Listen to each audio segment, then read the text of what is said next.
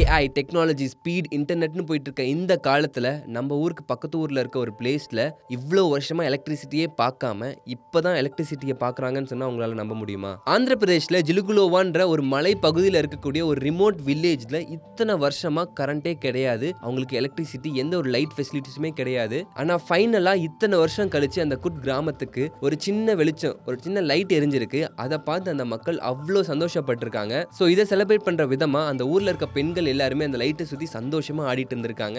இது பார்க்குறப்போ ஒரு பக்கம் நெகிழ்ச்சியாக இருந்தாலும் இன்னொரு பக்கம் ஒரு நாடு வளர்ச்சி அடைஞ்சுனாலே சிட்டி சைடு தான் கன்சிடர் பண்ணுறாங்க. அங்கே இருக்க ஸ்பீட்ஸ், அங்கே இருக்க டெக்னாலஜி எப்படி இருக்குது, அங்கே என்ன புது விஷயங்கள் வந்திருக்குன்னு தான் பார்க்குறாங்களே ஒழிய, இன்னொரு பக்கம் அதே நாட்டில் அதர் சைடாக இருக்கக்கூடிய அந்த வில்லேஜஸ், ரிமோட் வில்லேஜஸ் எல்லாத்துலேயும் மக்கள் இன்னும் பேசிக் ஃபெசிலிட்டிஸ் கூட இல்லாமல் கஷ்டப்படுற விஷயம் ரொம்பவே பரிதாபமாக இருக்குது. அந்த கிராமத்துக்கு பேசிக்காக தேவைப்படுற கரண்ட்டே இப்போ தான் வந்திருக்குன்னா அங்கே போக்குவரத்து வசதி எப்படி இருக்கும், அங்கே ஒரு மருத்துவமனை இருக்குமா, இதெல்லாம் நினச்சி பார்த்தாலே ரொம்ப பயமாக தான் இருக்குது. நம்ம நாட்டோட பாலிசி மேக்கர்ஸ் டெவலப்மெண்ட்டை வெறும் சிட்டி பக்கமே பார்க்காம ஈக்குவலாக அந்த கிராமத்து சைட்லையும் பார்த்துட்டு இந்த மாதிரி மக்களுக்கும் எல்லாமே போய் சேரணும்னு நினச்சா இந்த மாதிரி பிரச்சனைகள் எதுவுமே கிடையாது.